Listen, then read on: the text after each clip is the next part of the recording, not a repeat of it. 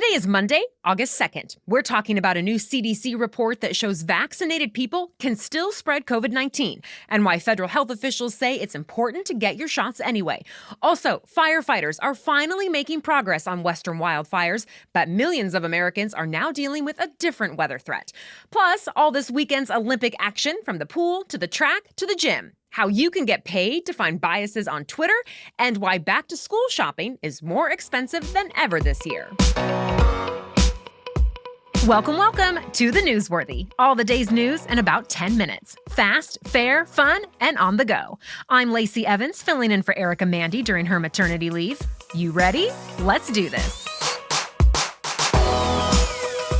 It's another unfortunate twist in the COVID-19 pandemic. The CDC released a report that found fully vaccinated people can spread the new Delta variant of COVID-19 just as easily as unvaccinated people. And that's a problem, since the Delta variant is now the most common strain of COVID-19 here in the U.S. by a lot. To be clear, though, this doesn't mean the vaccines aren't effective anymore. The vast majority of the people dying or going to the hospital with COVID-19 are still unvaccinated. But this does explain why even vaccinated people need to wear masks. It's to help prevent other people from getting sick and overwhelming the healthcare system. Both new cases and deaths are now on the rise in the U.S. However, so are vaccinations. Now, almost half of the American population is fully vaccinated.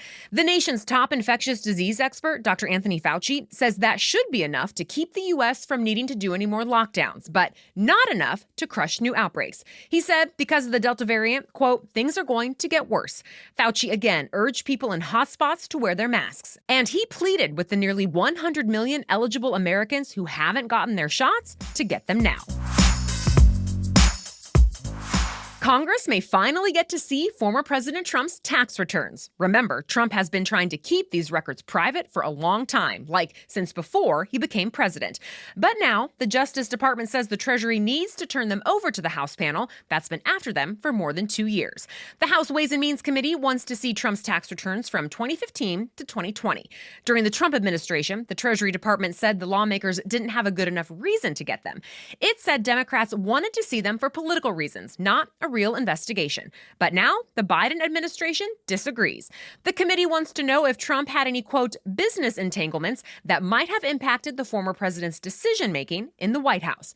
The new Justice Department says that's reasonable. So far, neither former President Trump nor his lawyers have commented about this latest request, but they have until Wednesday to respond and challenge the latest order.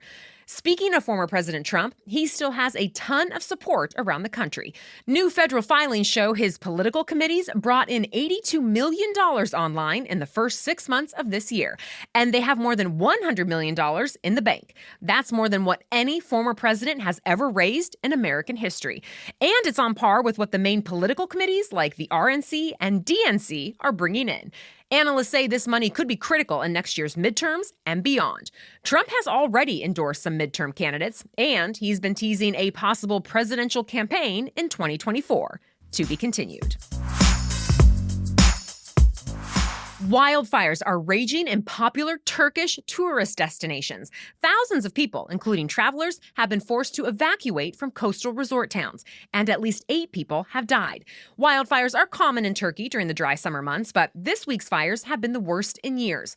Other wildfires are growing in Italy and Greece. A lot of people are having to escape by boat. Crews are also dealing with especially high temperatures, over 100 degrees, and high winds. But local firefighters are getting support from several other countries, and they're reportedly starting to make some good headway to get the fires under control. Back in the U.S., there are now more than 90 large wildfires burning, mostly out west. But the bright side is the tens of thousands of firefighters who've been battling them have made good progress. The largest fire is still the Bootleg Fire in southern Oregon, but it's now 74% contained. The biggest one in California, the Dixie Fire, is now about 32% contained, and evacuation orders were lifted yesterday.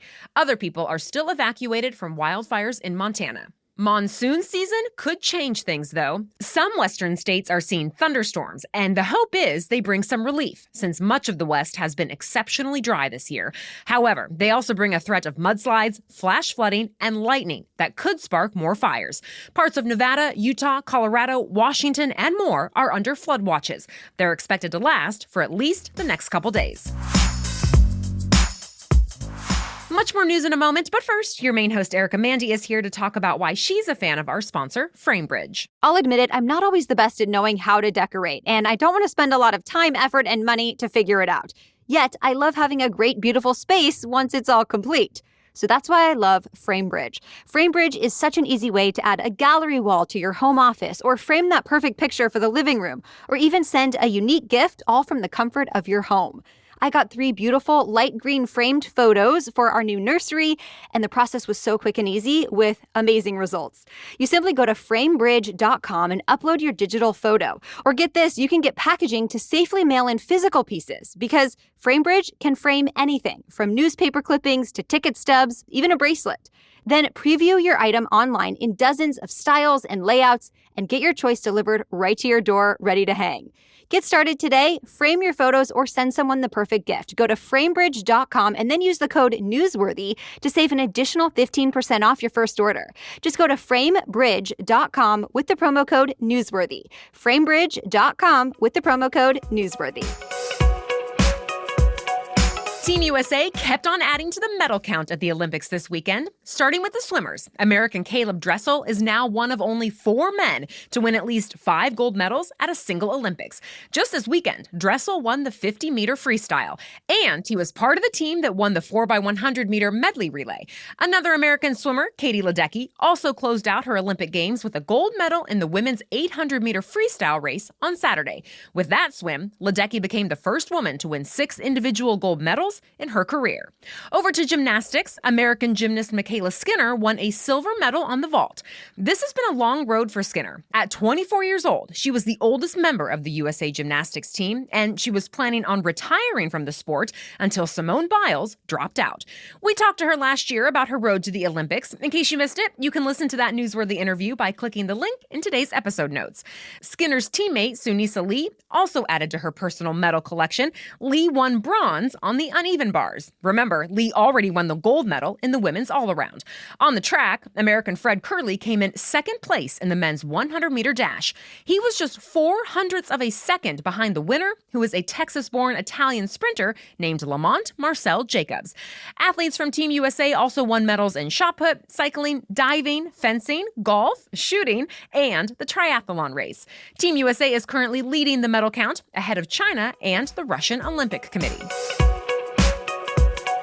The payment platform Square is buying up another company. This time, it's acquiring a buy now, pay later giant called AfterPay for $29 billion in stock. The buy now, pay later model has become more and more popular around the web since younger people seem to be moving away from traditional credit cards. In fact, Apple is reportedly working on a similar service of its own. But for now, AfterPay is the biggest name in the game, letting you get your products right away, but paying for them in installments. It has more than 16 million customers around the world. Square and AfterPay expect their deal to close early next year. Once it's done, an AfterPay director will join Square's board. This is just the latest big move for Square. Already this year, it also announced a Bitcoin business unit and that it bought a majority stake in the Tidal streaming service. Twitter says it wants to root out racial and gender bias in its algorithms, and it's asking hackers for help. Right now, the social media giant is focusing on its image cropping algorithm. This is the tool that decides how a larger photo should look in a preview. As Engadget explains, the algorithm tries to pinpoint the most interesting part of the picture for the preview. But critics say the tool tends to crop out Black people and men. So the social media giant says it wants to fix the problem. So it's running a contest and offering cash prizes up to $3,500 to people who can identify any bias within the code. The contest is open through Friday. The video chat platform Zoom agreed to pay $85 million to settle a privacy lawsuit. Customers say Zoom shared their personal data with Facebook, Google, and LinkedIn without permission. Also, in the class action lawsuit, users also claimed Zoom didn't do enough to stop something called Zoom bombing. That's when hackers take over meetings and often share disturbing content like pornography or racist language. Under the settlement, Zoom subscribers get a 15% refund or $25, whichever is larger. Users with free accounts will be able to submit a claim for $15. Zoom also promises to beef up its security and to be more transparent with customers about data sharing. A district judge still has to approve the settlement. Melinda Gates and Mackenzie Scott are giving away more than $40 million to help empower women. It's part of a project they launched last year called the Equality Can't Wait Challenge. They asked people for ideas of projects that can lead to real change for women over the next decade. 4 winners were picked out of more than 500 applicants. They're getting $10 million each to advance their projects. The winning organizations focus on gender equality in tech, higher education, caregiving, and helping to grow businesses owned by minority women. 2 semifinalists are getting $4 million each. One of those groups focuses on domestic violence. The other trains young women to get involved in politics. Of course, both Gates and Scott are well known in the philanthropy world. Scott, who is the ex-wife of Amazon founder Jeff Bezos, has given away about $7 billion to hundreds of organizations over the last year. And earlier this summer, the Bill and Melinda Gates Foundation announced a plan to spend more than $2 billion on gender equality initiatives around the world. And that's it for your main news today, but now it's time for Money Monday, where we talk about one interesting money-related news story. But first, here's Erica again with a quick word about our sponsor, BetterHelp. I know the past year plus has been especially stressful, but you still deserve to be as happy as possible, to achieve your goals and feel like your best self. And I know one great way to do that is through therapy. I think of it as going to the gym, but for our mental health. And BetterHelp makes it so easy. BetterHelp will assess your needs and match you with your own licensed professional therapist. It's convenient. You can start communicating in less than 24 hours. And it's confidential. You always connect in a safe and private online environment. This is not self-help and it's not a crisis line. This is professional counseling, where you can send your counselor a message anytime, plus schedule weekly video or phone sessions. I want you to start living a happier life today. And as a Newsworthy listener, you'll get 10% off your first month. Just go to betterhelp.com/newsworthy. Join more than 1 million people who have taken charge of their mental health. Again, go to BetterHelp, H-E-L-P, betterhelp.com/newsworthy. Now back to Money Monday. Kids are heading back to school soon. Some American school districts are actually starting as early as this week. So, to get them ready, parents are spending more money on supplies than ever before. The National Retail Federation says families of elementary, middle school, and high school students will spend more than $37 billion this year. That's a new record. It equals about $850 per family, about $60 more than last year, when people were rushing to set up at-home classrooms. College students are expected to spend even more, an average of $1,200 each. Technology is driving the average up. The survey says about half of families plan to buy a laptop before school starts, and nearly a third have tablets on their lists. New clothes and shoes are also adding up. Families are planning to splurge more than usual to restock wardrobes. But a lot of people have also mentioned that things cost a lot more since the last time they went back to school shopping. That's because of high demand and, of course, shortages that have affected all kinds of items. All right, thank you for listening today. We'll be back with much more news tomorrow. Until then, have a great day.